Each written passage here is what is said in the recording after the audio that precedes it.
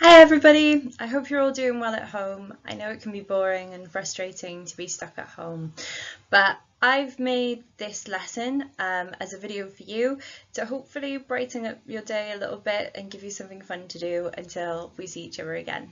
So today we're going to be looking at bears. But before we get started on bears, I hope you remember a little bit from what we did the last time I saw you. We looked at primates, and primates is a name for a group that contains monkeys, great apes like orangutans, gorillas and chimpanzees, and also animals like lemurs and tarsiers. So we asked, where do primates live? And if you would like to answer these questions, you can pause the video for a second and see if you can answer the questions and then start the video again. We looked at one habitat in particular that held most of the world's species of primates, and that was the rainforest. We then looked at what primates eat, and we looked at 3 different types of primates. We looked at gorillas, chimpanzees, and we looked at tarsiers. And I asked you to guess which one was a herbivore, which one was an omnivore, and which one was a carnivore. And I hope the answer surprised you a little bit. The gorilla is the herbivore. They live on a diet of grasses, roots, bamboo, leaves and flowers. The chimpanzee is the omnivore. They eat everything from insects and fungi, honey. They also eat small rodents and even hunt deer. We also saw a video where we saw chimpanzees using tools to get their food. So they used long sticks to put down into termite burrows to be the termites then grab onto the sticks with their strong jaws, and the chimpanzees can pull them out and eat them off the stick. We also saw that little tiny cute tarsiers are actually carnivores. They've got really big round eyes which help them see in the dark and help them to locate their prey, and they've got really powerful back leg muscles so they can kind of spring from tree to tree. We also looked at some challenges that primates face, maybe some things that we can do to help. So one of the challenges that we talked about was that some primates are losing habitat. Their homes are becoming destroyed, their rainforest homes, to make way for farmland or places for humans to live or humans to have businesses. And we talked about some of the things that we might be able to do to help. And one of the things that we talked about that we could do to help is have one day a week where we try to not eat any meat for the day. And the idea is that by having a vegetarian diet for just one day a week, we can reduce our meat consumption, which reduces the amount of habitat that we're losing to build farms on and grow cattle on. If you found this one a bit tricky, then a suggestion that you can do, that's another great idea that you can do that will help the planet, is just try one new vegetarian recipe. Have a look, you can look online, you might find a nice cookbook, you can find one vegetarian recipe that your whole family might want to try just one night a week. Okay, so I mentioned that our topic today is where do bears is all about bears. We have the key questions as usual. Where do bears live? What do bears eat? And what challenges do bears face? And what can we do to help? And I love to hear your answers when we're in class. So if you want to pause the video here for a second and think about if you can answer any of these questions before we start, you could even write down your answer and see if your answer changes by the end. Okay, so where do bears live? So there are 8 different species of bear, 8 different types of bear that live all over the world. This is a map of the world, most of the world, and these coloured areas represent the different places that bears live. So right at the top here, in the green area, this is habitat for polar bears. So polar bears live in cold, snowy places in the Arctic Circle. Something that some people kind of get confused is they think that polar bears also live in the Antarctic. So the word Arctic comes from the word Arctos, which means bear. So in the Arctic Circle, it's the home of the bears, and in the Antarctic, that's kind of the opposite of the Arctic. So it's because there aren't any bears there. The pink areas represent the natural ranges of brown bears or grizzly bears. So they live in a lot of Europe. They also live in North America too. These light blue areas on the left here are the natural range of black bears. Black bears live in the northern United States. Then we have a spectacle bear. And spectacled bears live in high mountain ranges in South America. There is a character that's based on this bear, but it might be difficult for you to recognise it without any hints. So the character really likes marmalade sandwiches, and he was in London, but this is the place he came from before was deepest, darkest Peru. So it's Paddington, if you didn't guess.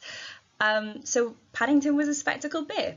Although he didn't really look much like a spectacled bear, he looked much more like a brown bear. Okay, so it's a little bit tough to see the range of this bear. This is a sun bear, and they are native to Southeast Asia. The yellow area is on the right side of the map, but it's kind of underneath the red area, so it's tough to see. Sun bears like to live in rainforest environments. Then we have the dark blue colour, which is on the right side of the map here, which is the range of the sloth bear. The sloth bear is also based on a character, and I'll give you some hints again. So this character is from India.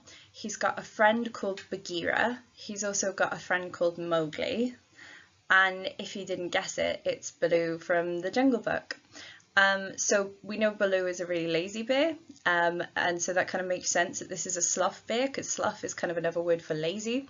So sloth bears are these kind of lazy, not so active bears, but it probably makes sense that they're not very active, especially during the day, because it's going to be really hot in the areas that they live in, and they've got this thick fur coat. So it probably makes sense that they're resting a lot during the day, especially in the heat of the day. Okay, and now we have the Asian black bear, which is the bear that's range is kind of overlapping with the sun bears. And the Asian black bear is he kind of looks like a bit of a cross between a sun bear and a black bear, except he's got these Mickey Mouse ears and these orange eyebrows and this yellow bit like the sun bear has. And I forgot to mention this earlier, but each sun bear actually has a different pattern on its chest. So scientists can actually take pictures of these bears, and they can recognise each individual from the individual pattern on their necks, just like kind of like a human fingerprint or a human face. Oh, I was going to ask everyone to guess that one before I revealed it, because there was just one bear left. And it's tough to see from the map with all the pictures up, but pandas only have kind of one small area of their natural range left, which is in the bamboo forests in China. We saw that bears actually live in a lot of different places all over the world, but we had to pick one habitat to look at today. So I chose to look at Arctic habitats, which is where polar bears live. And Arctic habitats look a bit like this. There's lots of snow, there's lots of ice. There's a great video that you can find on YouTube. It's from BBC Frozen Planet. It's called Frozen Seasons. And it gives you a real idea about what these polar habitats are like, not just the North Pole, but the South Pole too. Although today we're just going to be focusing on the North Pole. So take a little bit of time, pause the video, have a think. So last week we landed and got off a plane in the rainforest. So this week we're going to get off our plane and we're going to be in the Arctic. So have a think, use all 5 of your senses if you can. Think about what you can see, what you can hear, what you can smell, what you can touch, maybe what you can taste. Have a think about all those different things and try to imagine what it's like to step into an Arctic habitat. Okay, so we had to think about what it's like to be in Arctic habitats, and I hope one of the things that you came up with what it feels like is very cold. So the temperature drops, there's lots of snow and ice, so it's very cold. And have a think about what types of things we can do to keep ourselves warm when it gets really cold. What things might you need if you were exploring the Arctic? And pause the video again here to think about that for a second. So at the very least, for any Arctic explorer, you're going to need some warm clothing. Maybe if you get very cold, you'll need a warm drink or some warm food. And you can also go indoors if it gets really cold and put the heating on, because we have central heating. So polar bears, do we think that they're able to do any of these things? Can they go inside with central heating? Can they have a cup of hot chocolate? Can they put on a hat, scarf and gloves? No, they can't. Only in Photoshop. So what kind of things do polar bears do to keep themselves warm? So polar bears, they can do some behaviours to keep themselves warm. So female polar bears will dig a burrow under the ice where they live with their cubs for the coldest parts of the year to keep them a bit warmer. It's a little bit warmer under the ice. But mostly polar bears have to use their biology to keep themselves warm. So things about their bodies. So some of these include thick fur. That thick fur is going to keep them nice and warm. It's like wearing a big fluffy coat. They're big animals. So big animals actually take longer to lose their body heat than small animals. So next time you go out for a walk in the snow or in the cold with your mum and dad or any adult that's at home, try and pay attention to who gets cold first, because it's probably going to be you unless you're running around a lot. Because adults have a larger body size and they're going to lose their heat a little more slowly. Another important thing, so we wear hats or sometimes earmuffs in the winter to try and keep our ears warm. And if you're exploring the Arctic, you should be wearing goggles because your eyes can get very cold too. And you can even get little bits of water that get frozen on your eyelashes. So polar bears, to kind of stop them losing so much heat for their ears and through their eyes, because they can't wear earmuffs or goggles, they've actually just got small ears and small eyes so that they can prevent as much heat loss as possible.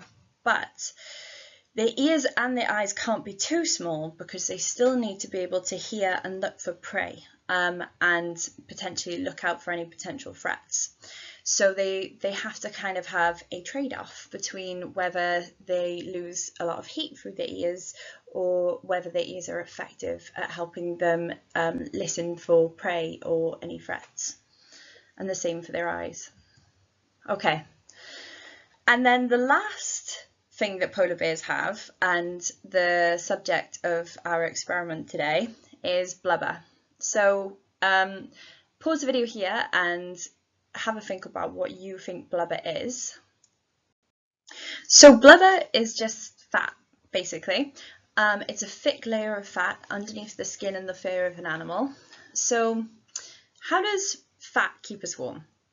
It's quite easy for us to imagine how a thick fur might keep us warm, because we've all got experience of wearing a fluffy coat or maybe just wrapping ourselves in a blanket. We know that that keeps us warm.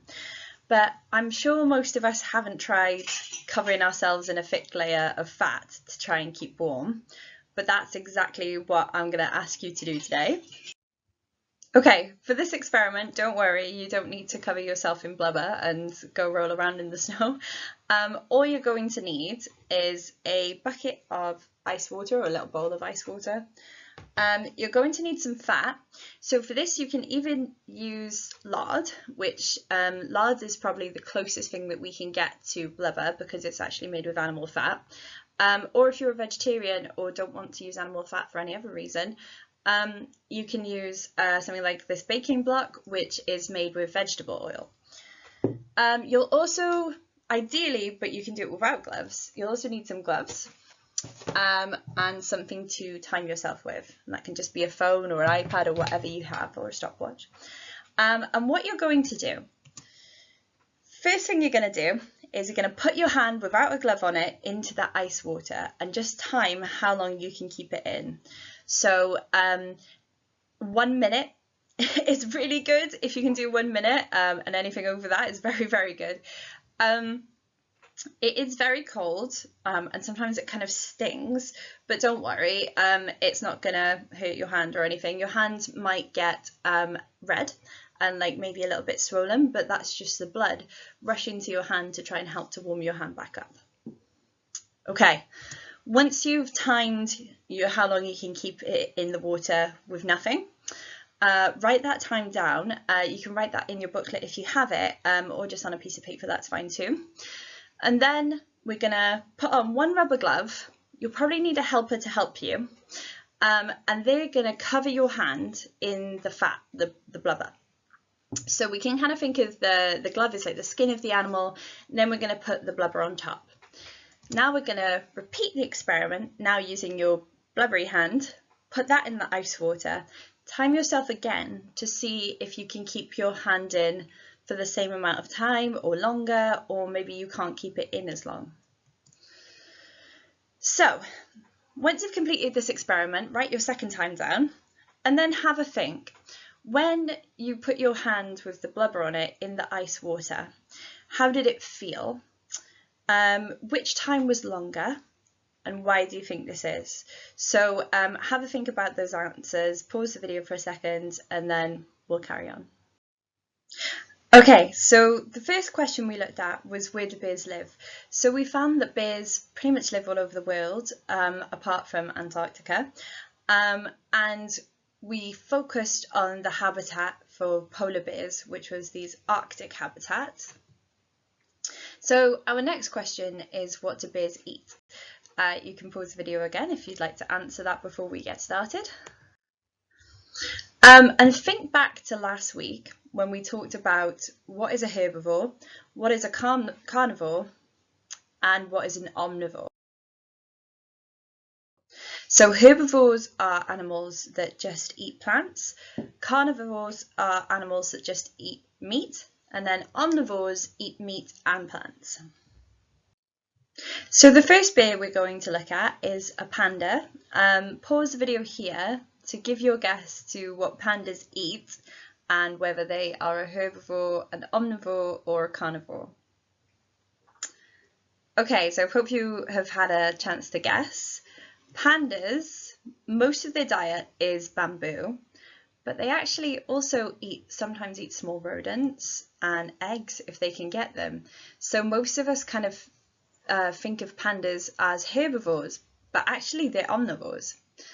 And in fact, all bears are either omnivores or carnivores. There aren't any bears that are true herbivores. All bears need to eat some kind of meat or sometimes insects. Our only true carnivore is the polar bear, and polar bears eat a diet of bearded seals. Oh, I can't move my face out the way of that seal. Ringed seals. And if polar bears get really hungry, they'll even eat small mammals, and sometimes birds and eggs. So in your booklets, there's an activity where you match the bear to what they eat, and you can also name all of the different things that they eat and the different types of bears. You'll also see some other activities in there that you can do, and an interview with my friend Dr. Sophie Watson, who is a polar bear biologist. And Sophie found in her recent work on polar bears that sometimes polar bears are even eating human rubbish. So polar bears will go to places where there are lots of humans living, and they'll eat out of rubbish tips. And this is probably because polar bears are losing parts of their habitat, which means there aren't as many places to hunt. There also aren't as many animals that they're able to hunt and eat. So they have to look for these different sources of food. And this can be a problem for bears in a few different ways. It's not their proper diet, so they can get ill from eating a poor diet. They can also get little bits of plastic stuck in their bodies.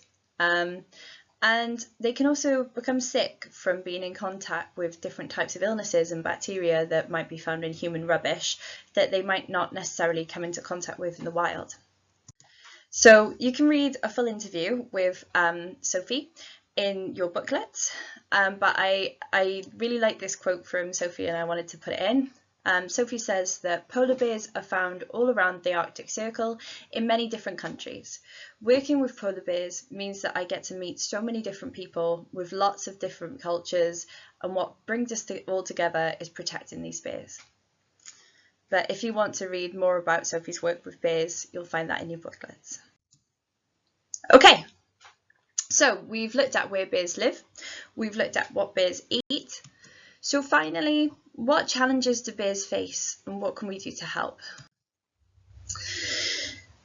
One of the big challenges that polar bears are facing, and we talked about that a little bit when we talked about bears moving to rubbish tips to find food, is the loss of their habitat. So the Arctic ice floe is kind of disappearing, it's melting, and that means less room for polar bears, less room for the animals that they need to eat, so it makes it harder to find food and places to live. And one of the big culprits of this loss of this Arctic loss of these Arctic habitats is global warming. So I'm going to give everybody a second here just to try and explain in words what global warming is. So pause the video here and then restart it when you're ready to hear the answer. So global warming, usually some of our sun's rays come from the sun in the top left corner here. So the sun's rays come down to the earth. A certain amount of them are kind of reflected back into space. Some of them are absorbed by the atmosphere and some of it reaches the surface, okay? When it reaches the surface, it bounces off the surface and goes back up into space. It's kind of reflected out. But when greenhouse gases, and we'll talk about where greenhouse gases come from in just a second, when those enter our atmosphere, it means that our atmosphere isn't so good at protecting us as maybe it usually is. So these sun rays can come onto the surface of the planet and then they get absorbed by that atmosphere, which means that the atmosphere kind of is warming and so is our planet. So our planet is warming because these rays from the sun aren't being reflected back into space properly and our atmosphere is holding on to a lot of them. And our atmosphere in places isn't as thick as it used to be, so maybe isn't even reflecting as many of these solar rays as it once was. So where do these greenhouse gases come from?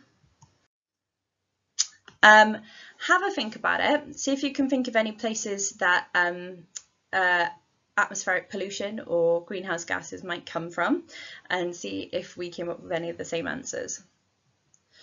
So car exhausts is a big source of some of the pollution in our atmosphere.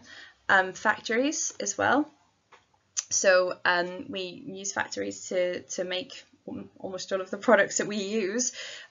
So the emissions that come from factories are another big cause of greenhouse gases. And believe it or not, cow farts. Cow farts aren't the biggest source of atmospheric pollution, but they are a source of a gas called methane, which is quite a potent greenhouse gas. So another good reason to maybe try eating veggie one day a week is that the less meat we eat, the less cattle we farm, so the less cow farts are entering our atmosphere. I had some interesting questions on this one in class. Some people have asked me, are human farts a problem? Probably not. There's a lot of us, but cows produce a lot more gas per cow. So human farts probably aren't an issue. I also had a lot of questions about exactly what animals fart and whether they were a problem. And so I'd really love to recommend a book that's called Does It Fart?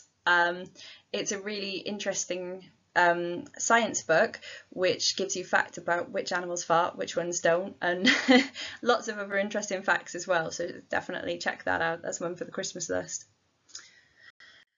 Okay, so what can we do to help? So I'm gonna again give you a second if you want to pause the video and think of things that we could do to help reduce greenhouse gases and emissions from things like cars and factories, and then press play and we'll see if we came up with the same ones.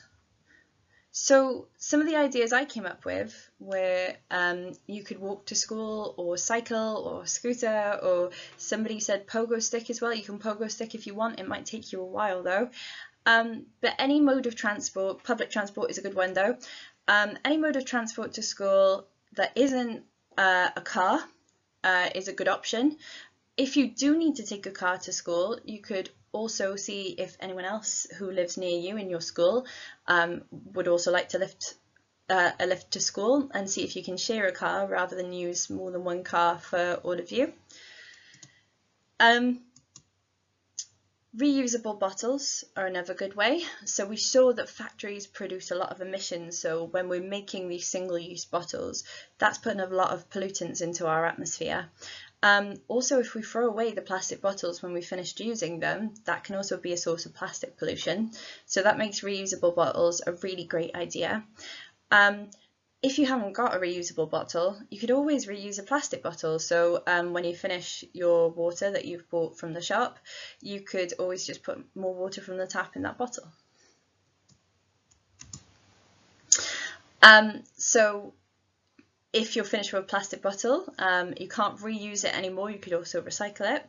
And we can also reduce the amount of bottles we use by using reusable bottles. There's a lot of other things in our lives that we can either reduce the use of, recycle them, or reuse them. So some examples of that are plastic straws. So a lot of places have swapped plastic straws now for paper straws, or you may have a metal straw or something else at home. That's a really cool idea, that's a great idea, but paper straws also aren't great for the environment, and a lot of them get wasted. And a lot of people tell me they don't like paper straws. So my kind of top tip for this is that if you don't like paper straws, you could just sip it out of the cup. At home, usually, we don't use any straws, we just sip out of cups. And there's no reason we can't do that while we're out and about as well, as long as we're sitting, not trying to walk around with a big full cup of something. But those are ways that you could reduce your consumption of lots of different things. You could also find ways, if you can't recycle materials at home, you could find ways to reuse them. A lot of places are recycling soft plastics now, so you can collect them up and take them to a supermarket who can recycle those for you. You could reuse old wellies by planting flowers in them. You could reuse lots of different plastics by making crafts or making something new out of the plastics, even if you can't recycle them. And I keep mentioning this, but eating veggie one day a week is a great way that you can reduce your consumption of meats, and also it's really, really good for you. Not good for cats, I should say, even though there's a cat in this picture. And one of the most important things that you can do is you can spread the message about all of these things that we can do to help reduce our impact on the planet. And now you know a lot about the way that the things that we do impact primates and how they impact bears. So to tell this story, you could literally write a story, you could make a poster, you could write a song, you could make a video like this one. You could do lots of different creative things to help spread the message that we need to change our behaviours in order to help to save our planet and the animals that we share it with. Okay, so today we've done a lot of work about bears. We looked at where bears live, we looked at what bears eat, and we looked at the challenges that bears face and what we can do to help. So if you did write down your answers to these questions at the start, have a think about what your answers would be now at the end, and compare what things did you already know, what things were new, and maybe your mind's changed a little bit about some of these. Okay, thank you very much for listening, and I hope that this was helpful and you found it fun. And please let me know if you have any questions, or if there's anything I can make clearer. You could always ask your teacher to ask me, or hopefully I will see you in class very soon. See you, bye.